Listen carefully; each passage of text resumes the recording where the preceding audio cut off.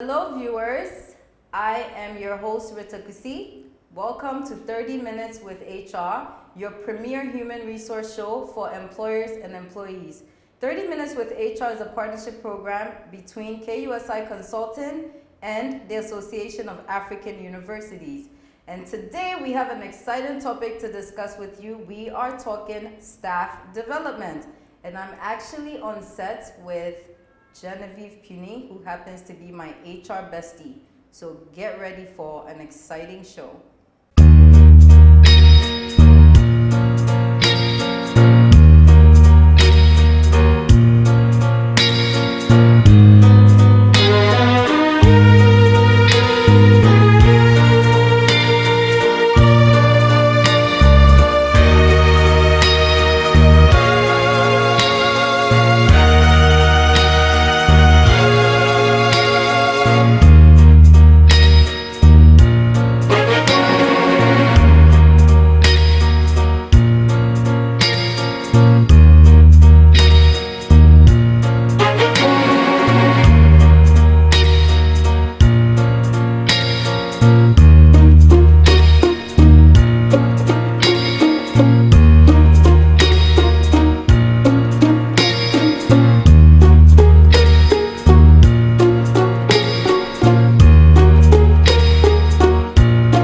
Treat yourself to a serene, plush, and unique experience. Check in at the AH Hotel, East Legon, where every stay is unique.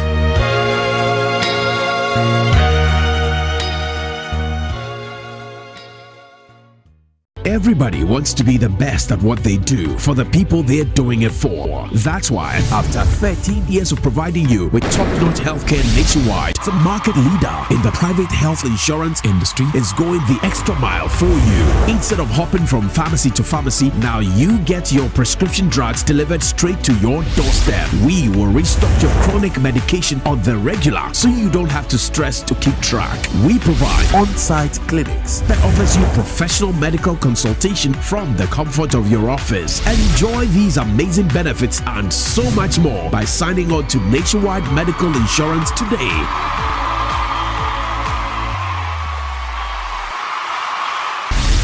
Call us on 0800-222-222 or email us at info@nationwidemh.com. Nationwide, we go the extra mile so you don't have to. Join the healthcare family. Welcome back, viewers. Today we are discussing staff development. I am here with Genevieve Puni, who is HR Practitioner at Rectrain Services Limited. Hey girl. Hey.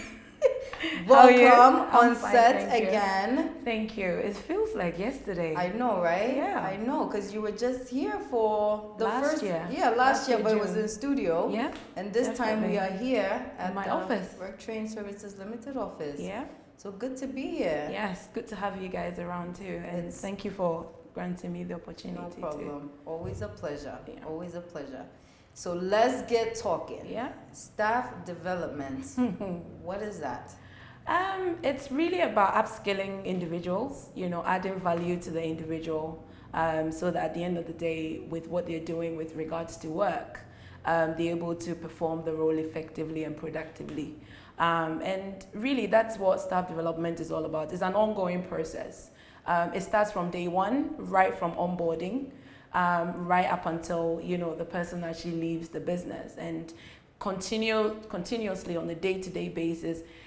Informally, formally, you can be training people, mentoring them, coaching them, and that's all about staff developing. And the whole idea is just really to make sure that as far as competency is concerned, they are quite in tune with it and be able to perform the role that is expected of them effectively. Okay. So that's really what staff development is all about. It's not a one-stop thing. It's a continual process from the day one right up until they leave. Yeah. I think a lot of employers actually tend to think you do it once. Like, yes, we've done training one time on a specific topic, Yeah. and then that's it. Not at all. Not at Wow. all. I think it's doing it is also coming back with practicing it and getting it right making sure that if they're getting it right or they're not getting it right, somebody is there to watch over them to make sure that if we're not getting it right, this is how you're supposed to be doing it and stuff like that. So half of the time people go for training and they get trained internally and they don't really utilize it. But obviously the responsibility is also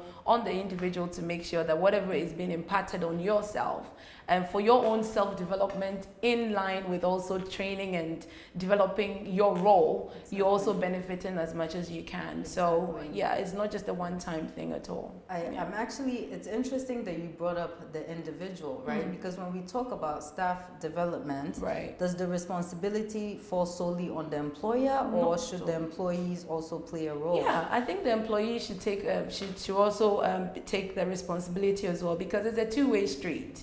You know, at the end of the day, you are upskilling yourself.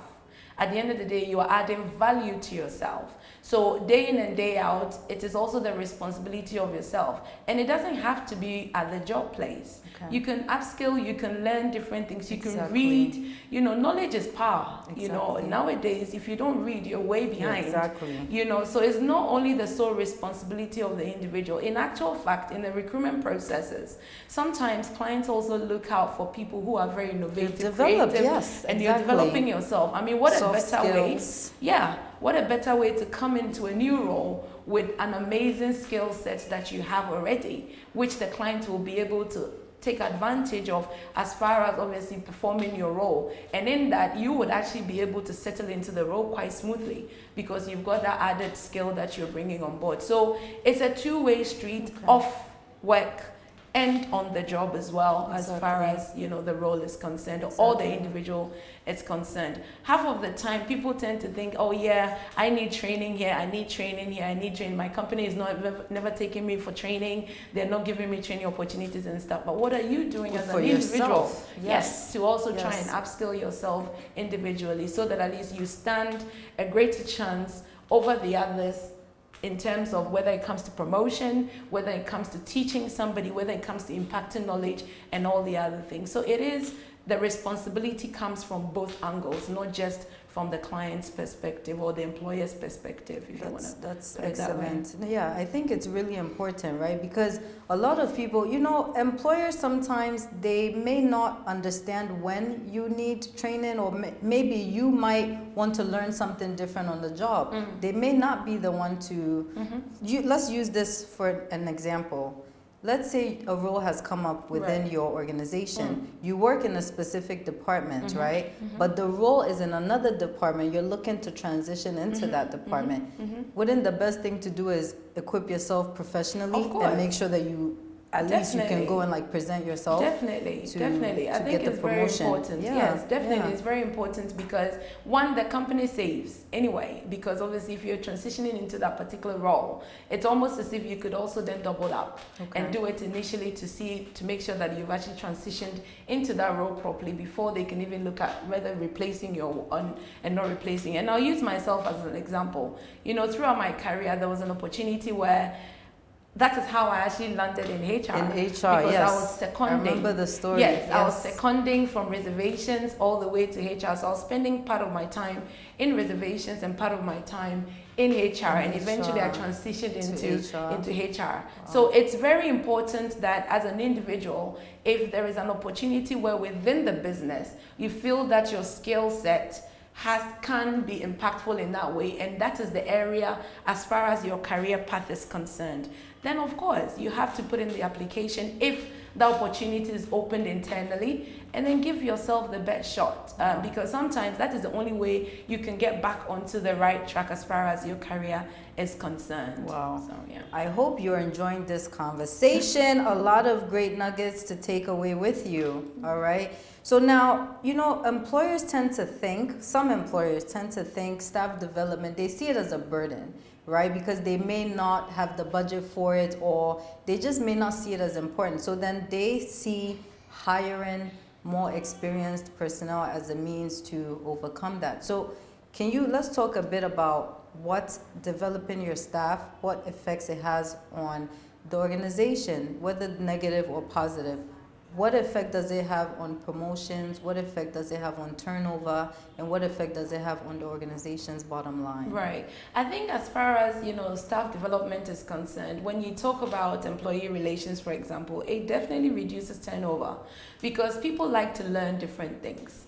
Technology nowadays, we all know how AI is taking everything over the place. Yes, it is. So if you add value to yourself, and you've been given the opportunity to perform extra roles and all the other things, you wouldn't be inclined to leave, so to speak, immediately. So that way, by upskilling the person or even giving them some sort of training opportunity and adding value to themselves, the potential of them leaving immediately is very low, which obviously, as a result of that, you have a very low turnover.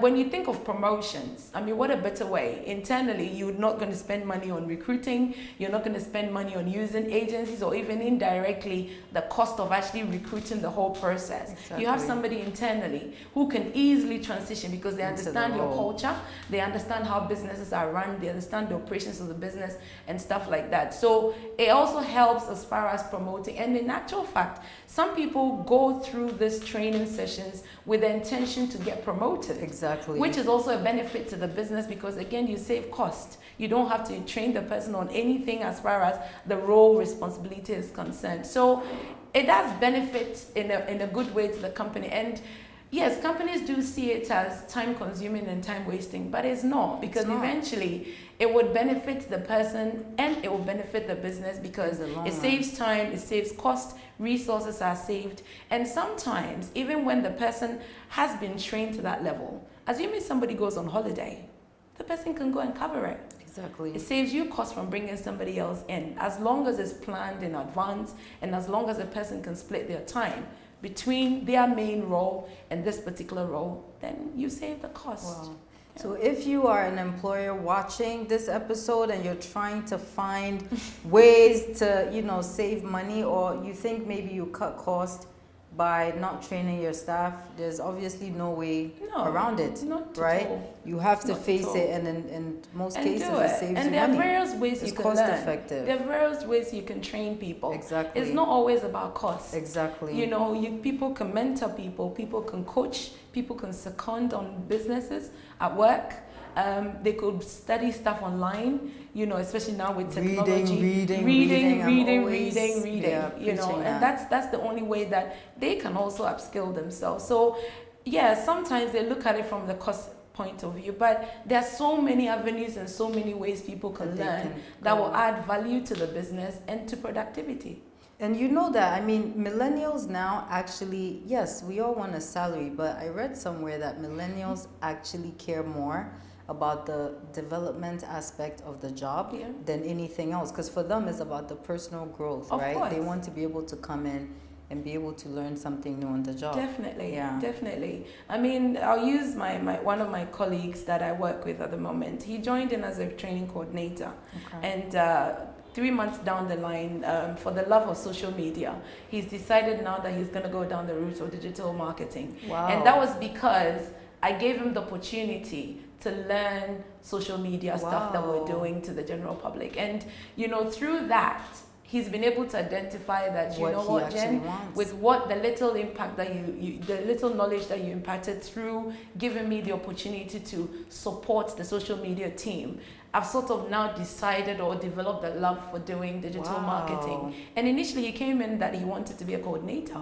but now he's had to double up now. So now he's now responsible internally for doing all our social media stuff together with our social media team. So it's very important that we give the opportunities to people. When we see the potential in them, get them, add value to them. And it doesn't have to be cost. It's just a case of planning, organizing. You can spend 2 hours here, you can spend 3 hours here. One of my colleagues is interested in accounting, but she came in as an HR person. Now, with my accounts team, how do you even transition from HR to... How do you transition from that into that? She has the degree in accounting, but she wanted to experience what HR is about. But now I give her the opportunity where every Friday, 2 hours, she spends 2 hours with my accounts team. So indirectly, I'm upskilling her in the area that she's chosen. But one way or the other, we're still doubling up because obviously the work, as far as HR is concerned, she's doing it. but she knows on Friday morning she has to spend time.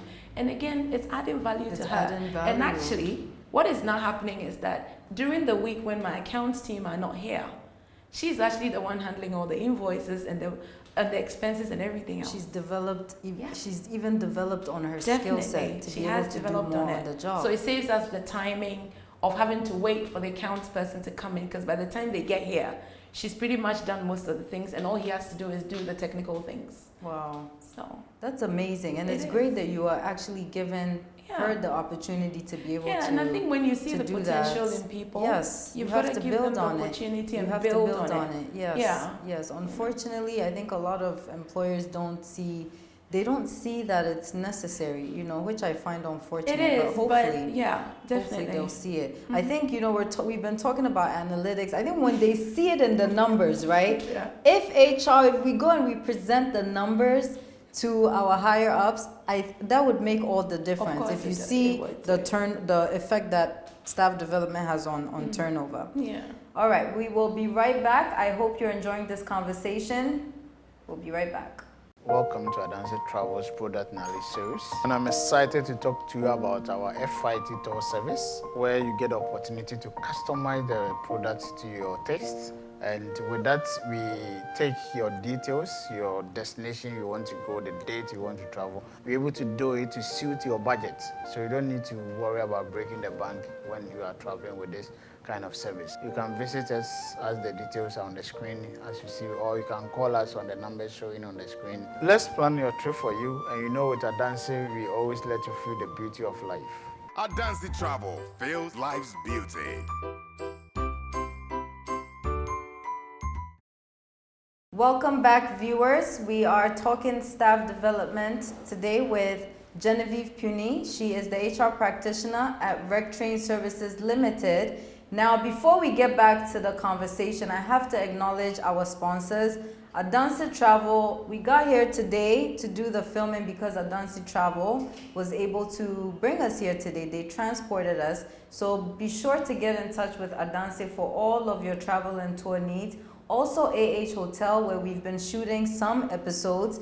Be sure to get in touch if you have a conference coming up, if you need a place to stay. I work out at that hotel, and they just have such an amazing facility. So be sure to check them out. And last but not least, Nationwide Medical Insurance. If you're looking for healthcare insurance, be sure to give them a call. They are the go-to medical insurance company. So now, welcome back, Jen. Let's get to it. So this is part 2. Yeah. All right. So I know we already mentioned briefly how some employers feel as though hiring experienced staff is the way to go. But let's speak a bit about that, right? Experienced staff or inexperienced staff, and why? So it depends on what you're looking out for. A couple of factors that obviously you would make you decide whether you'd want to go down the route of a experienced person or experienced person. Really, it's more to do with the time to train. Okay. That is one. Also to do with what the role or what the project or what the task is at hand. Okay. Because if you take, for example, a technical role like an accountant, okay, where you need somebody who is technically inclined, or somebody who's very experienced in handling like a project finance. Yes, to handle a project finance. And obviously within the time frame that you have, you may not have the time to even train. It makes sense for you to go for somebody that is technically experienced, because obviously you want to hit the ground running. You would also want to make sure that the person has technical skills. Say, for example, they have ACCA, or they can use certain softwares that you use currently in the company. It makes sense for you to go in and do that. Again, if you have time, if you don't have time. Okay. But if you do have time, and you're the type of person or the company that believes in, developing people, you have mentors available that would be able to take the person through it, then by all means go for a experienced person where the person can train to get up to that level, then obviously you carry on from there. So it really depends. I know, when we're dealing with our clients and stuff, a lot of them want the experienced people, but a lot of them are also open to non-experienced people. Once we're able to convince them and justify or ask them the time frames, how quickly they want the person on board, how, they want things to be turned around and all the other things, then they're able to then adjust to say, okay, I need a non-experienced person. But the beauty about a non-experienced person is that you can mold the person to you. Exactly. You can mold the person to your culture. To the culture of the organization. Yes. And nowadays, a lot of companies or a lot of employers tend to go for that because they're not going technically for the experience that you have, but rather how you fit within the soft skills and how you fit within the culture as well. Exactly. And they will be willing to spend time on it. There are a few that would say, you know what, I need a technical person, as I mentioned earlier on.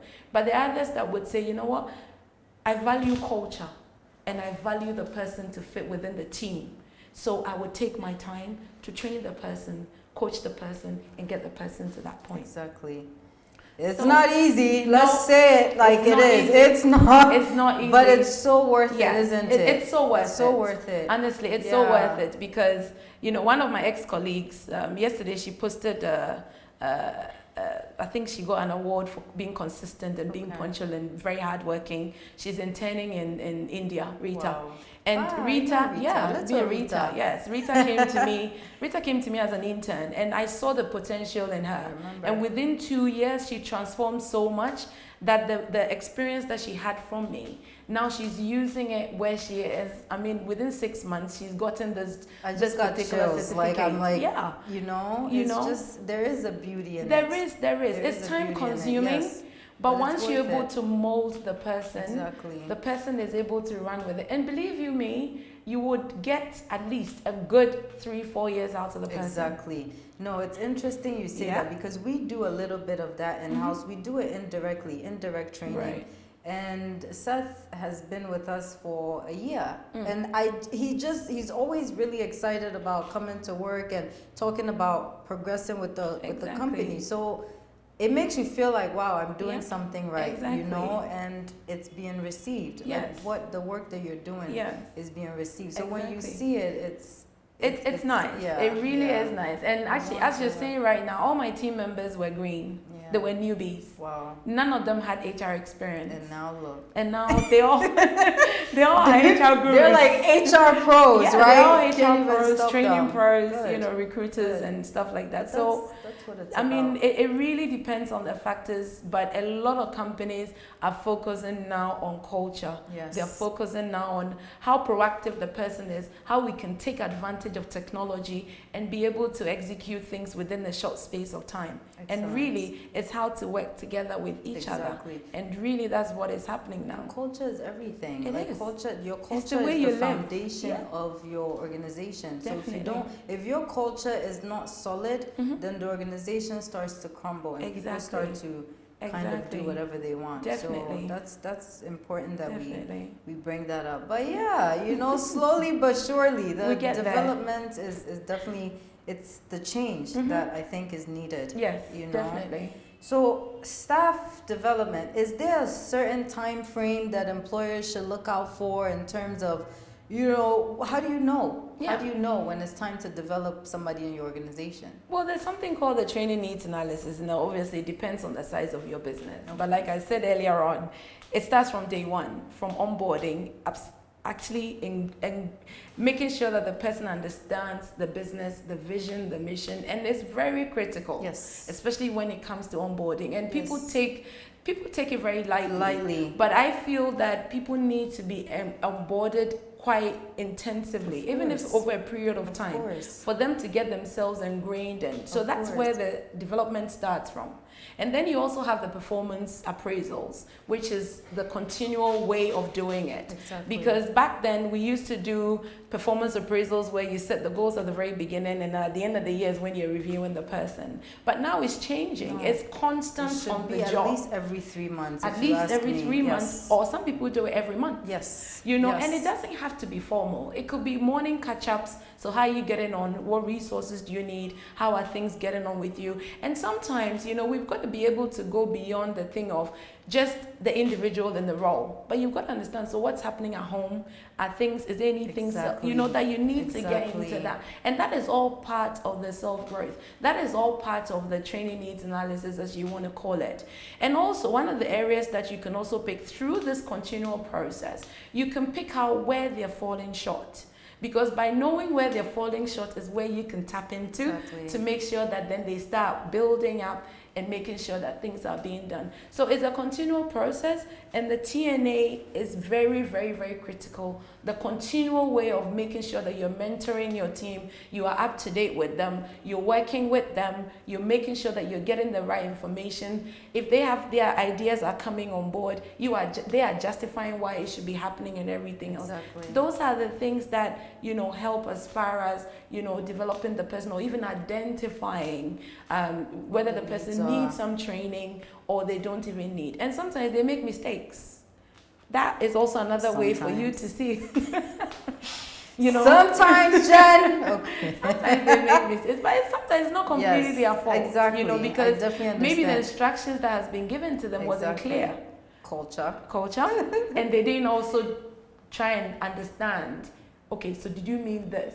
Did you mean we should do it this way? What is my time frame? What is this? So it's also the information that you give to them. And obviously, once you're done with that, if there are any issues, then that is one way of identifying the person's training needs, that they do need it. But you've got to be very, very vigilant and consistent from day one, right through to them leaving. Yes. And that's the only way. And you have to be consistent. You know, and like I said, it doesn't have to be formal. It can be Rita, informal. how you doing Exactly. today? So the last time we're supposed to close out the project. What is happening with it? The telephone, this. Okay, can we do it this way? Can we sort this way? Can we do it this way? It's consistent. You're It's gone. consistent. And that's how it it's works. interesting you brought that up. I was actually at the digital HR conference yesterday. Oh, yeah. And they spoke a lot about personalizing the experience for Mm-hmm. employees.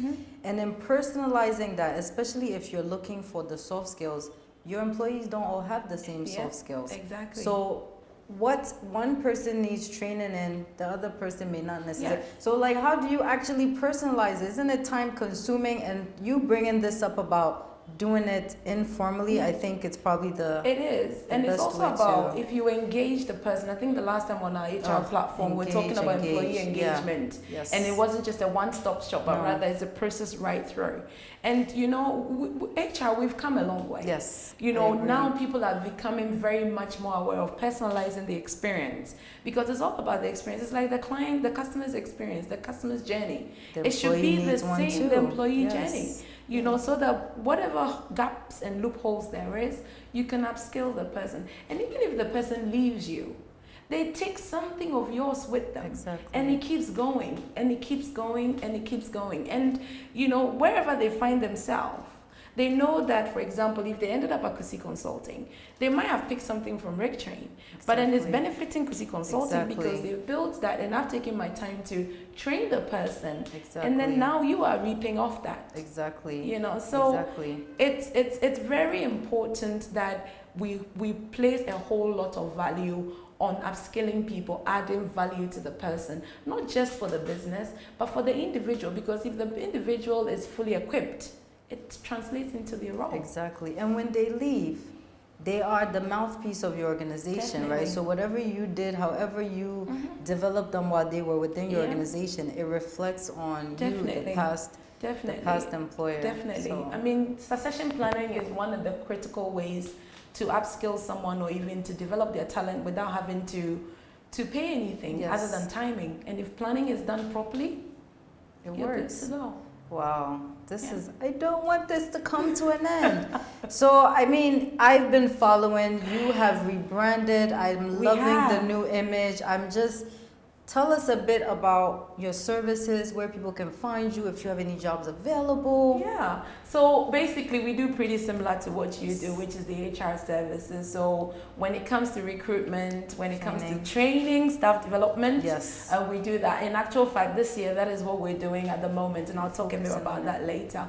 And then we also do payrolling, and we do some advisory services as well. And one thing that we love doing is making sure that we can take your events, plan it, the logistics and everything, execute it, and just make sure that everything is on point without you having to even worry about anything. Wow. Which is the corporate events planning that we do. Good. But this year practically is more to do with the training, which is staff development. Yes, I've been seeing. Yes, we've been doing quite a lot. Good. It runs through from now till December.